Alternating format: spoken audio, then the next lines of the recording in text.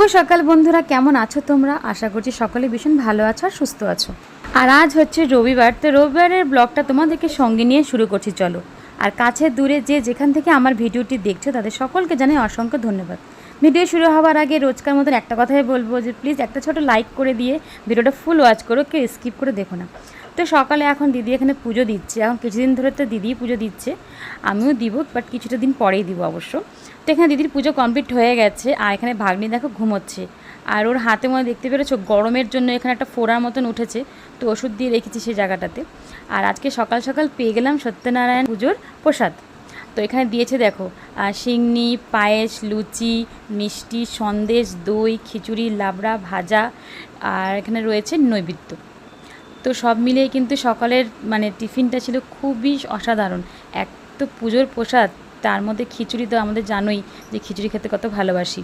তো এখানে আমি এখন দিদি আর মা আমি তিনজনেই খাবো, তো সেটাই আমি বেড়ে নিচ্ছি। আর আজকে তোমাদের সাথে একটা রান্না শেয়ার করব যেটা খুবই হেলদি, আর এটা বাচ্চা বড় সবাই কিন্তু খেতে পারবে।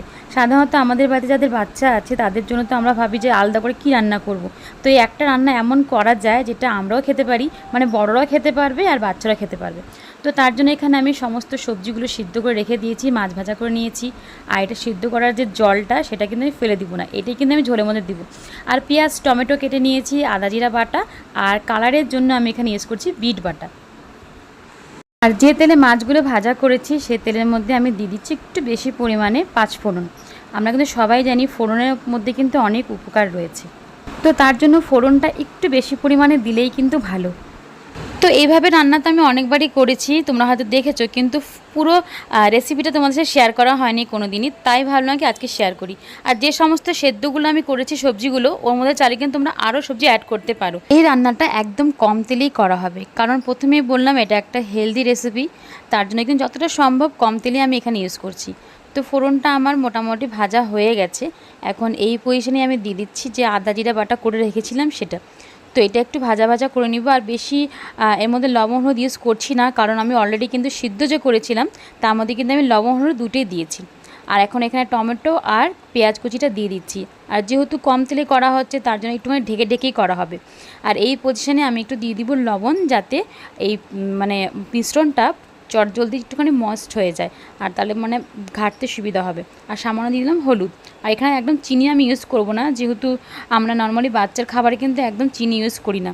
তো যারা এটা বড়রাও খাবে, তো তোমরা কিন্তু এটা করতে পারো যে বাচ্চাটা তুলে নেবার পরে তারপর তার মধ্যে চিনি আর লবণ এক্সট্রা অ্যাড করতে পারো। এখানে লবণটা দিয়েছি বলে পেঁয়াজ আর টমেটোটা দেখো একদম নরম হয়ে গেল, তেল ছাড়াও কত সুন্দর কষা যাচ্ছে, দেখেছো তোমরা? আর এখান থেকে তেল ছাড়বে এরকম কোনো ব্যবস্থা নেই, কারণ তেল একদমই কম দিয়েছি, তার জন্য কিন্তু একদম শুকনো শুকনো দেখতে পারছো। তো এটা একটু ঢেকে ঢেকে করতে হবে, না হলে কিন্তু চটজলদি গলবে না। আর এই রান্নাতে কিন্তু আমি কোনো রকম গুঁড়ো মশলা ইউজ করিনি, একটু জিরা বাটা দিয়েছি, সেটাও কিন্তু গোটা জিরা আমি পিষে দিয়েছি, আর সামান্য আদা। আর কালারের জন্য তো ফার্স্টেই বললাম যে বিটটা সিদ্ধ করেছিলাম সেটা আমি ভালো করে পেস্ট করে নিয়েছি। তো এখানে কাশ্মীরি কালার বা কোনো কিছু অন্য কালার আমি ইউজ করব না, শুধু আমি বিটটা দিয়ে দিব, তাতে কালারটা আরও ভালো আসবে। তো আমার কিন্তু এখানে মশলাটা কষা কমপ্লিট হয়ে গেছে, আর এখন আমি দিয়ে দিলাম বিটটা।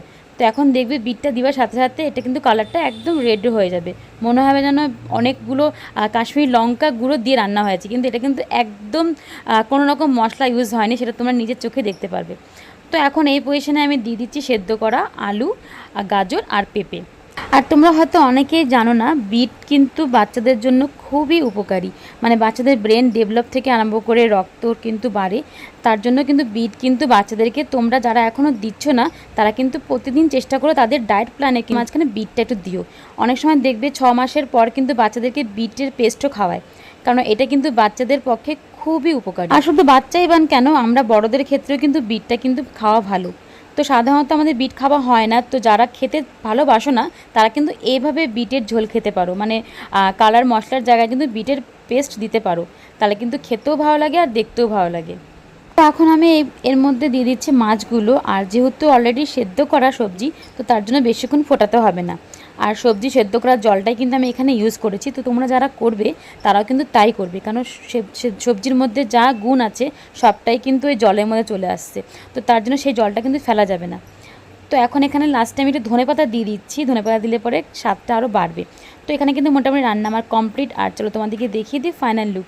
দেখে কেউ বলতে পারবে যে এর মধ্যে কাশ্মীরি লঙ্কার গুঁড়ো ইউজ হয়নি? একদম দেখো তেল নেই, জাস্ট নর্মাল ঝোল। আর এটা কিন্তু শুধু ভাগ্নি খাবে না আমাদের, আমিও খাবো, মানে আমরা সবাই খাচ্ছি আর কি। আমরা কিন্তু মাঝে মাঝে এরকম একসাথে রান্না করে খাই। এটা কিন্তু সত্যি একটা হেলদি রেসিপি বলতে পারো। আর এখানে এখন ভাগ্নিকে খাওয়ানো হচ্ছে, তো এখানে টিভি দেখতে দেখতে খাচ্ছে। নর্মালি আমরা চেষ্টা করছি ওকে যতটা সম্ভব ফোনটা না দেবার, কারণ এখনকার প্রত্যেকটা বাচ্চাই কিন্তু ফোনেরই সব নেশা, মানে ফোন ছাড়া খাবেও না, কিছুই করবে না। তার জন্য এখন থেকে আমাদেরকে চেষ্টা করা হচ্ছে যে একটু ফোনের থেকে ওকে দূরে রাখার। তো এখানে টিভিটা চালিয়ে দিয়েছি, মানে কিছু তো একটা দিতে হবে, নাহলে তো খেতে যাবে না। এমনিতেও খেতে চায় না, দেখো খেতে বসেছে কত বায়ানা, মানে খেতে গেলে ওর জলের প্রয়োজন হবে, এই প্রয়োজন হবে, খাবে কম জল খাবে বেশি। তো যাই হোক, এভাবে ওকে খাওয়ানো হয়। তো এখানে এখন ফার্স্টে করানো হচ্ছে ভাগ্নিকে লাঞ্চ, তারপরে আমরা করবো। তাছাড়া কী কী রান্না হয়েছে সেটা চলো তোমাদেরকে এক নজর দেখিয়ে দিই। তো এখানে তো দেখিয়েছি ফার্স্টে যে ঝোলটা রান্না করেছিলাম সেটা। আর এখানে আজকে সব হেলদি খাবার। এখানে নিয়েছি ভেন্ডি সিদ্ধ, এটা তোমাদের সাথে দেখায়নি অবশ্য। তো এখানে ভেন্ডি সিদ্ধ, মাছের ঝোল আর দই, আর সঙ্গে ভাত। তো আজকে সেরকম বেশি কিছু করা হয়নি। আর এখানে কালকে যে পাওয়াটা ছিল সেটা রয়ে গেছে, তো সেটা মাকে দিব, মা ভালোবাসে খেতে যেহেতু। তো চলো এখন আস্তে ধীরে এখানে লাঞ্চটা করা যাক। তো এখন এখানে সবার খাবারগুলো বেড়ে দিচ্ছি আমি।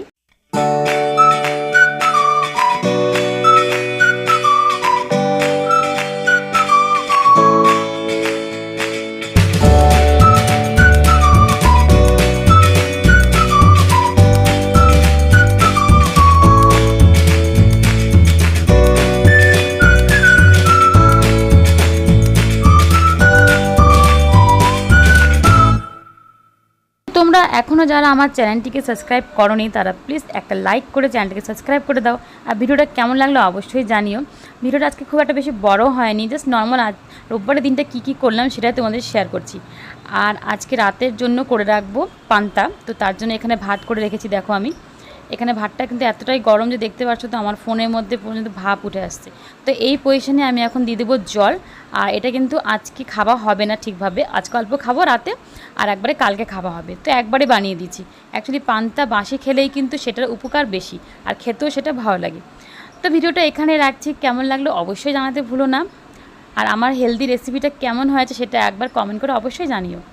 তো চলো সবাই ভালো থেকো, সুস্থ থাকো, নতুন কোনো ব্লগ ভিডিও নিয়ে আবার হাজির হয়ে যাব। ততক্ষণ টাটা, বাই বাই।